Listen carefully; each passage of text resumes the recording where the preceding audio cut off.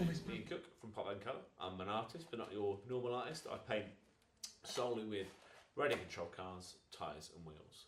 I'm an automotive artist. I create artworks live at shows, events around the UK, Europe and further afield. I've been doing it for 10 years now. It first started because I was given a radio control car by my then girlfriend, and she said to me, "Don't take it in a studio and don't get paint on it." And I thought, that's a good idea. I'll do that.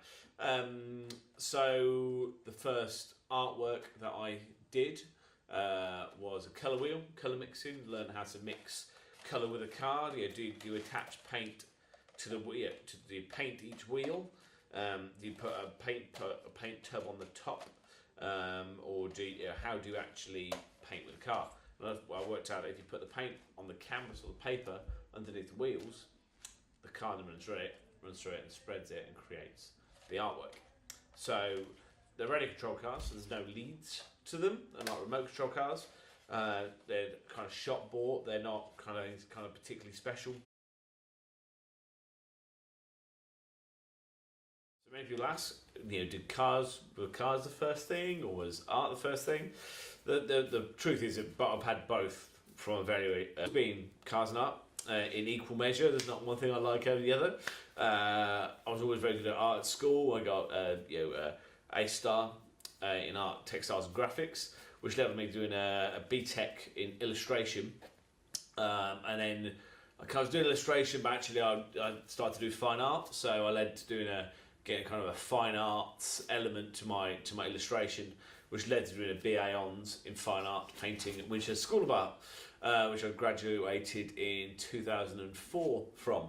I did my degree at Winchester School of Art, where I studied BA Hons in fine art painting, where I did a mixture of traditional kind of painting with a brush to start off with, and then I finished on creating sculptures. So I cut up all my toy cars that I then owned by colour, and created a sculpture called Pop and Colour, which is the name of my degree show.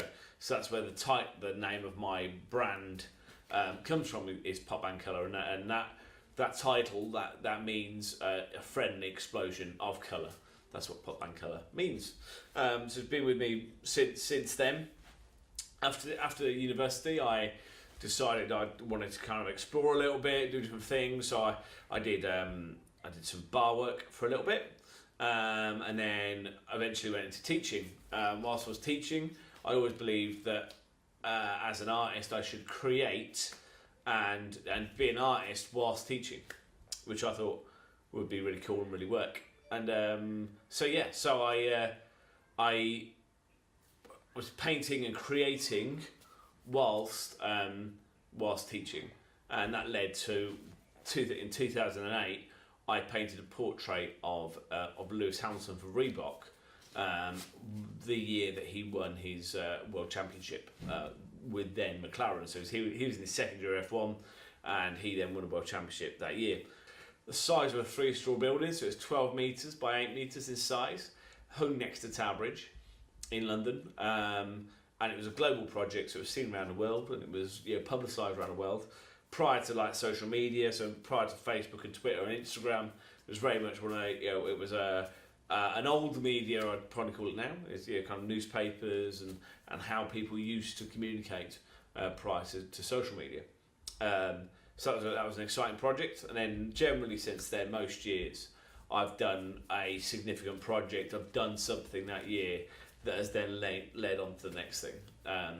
So since then, I've got a Guinness World Record where I painted the world's largest glow and dark artwork. I've painted with real cars for Commer Oils. I've painted with the Arsenal football team. I've painted out in the Middle East, Germany, other bits of Europe, all over the UK. I do a lot of work at motoring events, creating as a performance in front of people. And when I'm not at those events, I'm here in my studio at Fargo Village in Coventry, finishing off and producing artworks on a commission. So as an artist, I've always believed that it should be artwork should be accessible. It should be something that people enjoy and they see, and sometimes they can take part of. So here at Fargo, I've got my studio, but it's part of a creative village. So there are other artists, other creatives, other small businesses that are surrounding me. So it's not just me in my studio on my own. It's actually other people I can go and talk to and interact with and enjoy the environment with as well. And that's what that's what appealed to me. That kind of it's a community, and I think when people walk in, they have that kind of like wow factor of there's a smell of tyres and paint, and they see artwork on the floor, they see cars covered in paint, and they go, what is this? Yeah, there's that kind of, what is this place? Yeah. Over the 10 years, I've learned what generally when I earn my money, what's the peaks of the season, as it were, what events are really good to be at.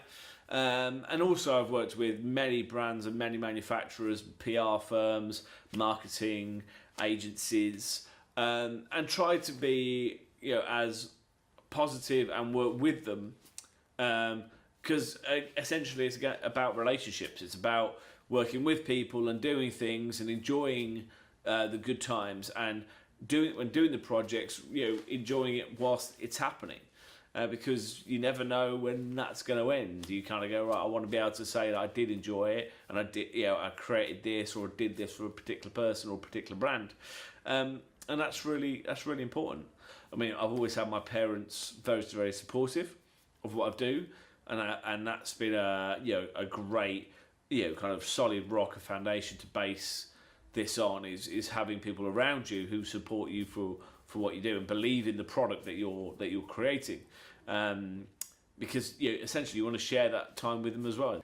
There has been some tough times, but there will always be tough times, and I think that as long as you work through it and make sure you come out, you've learned something from it by the end of it. That is the main thing.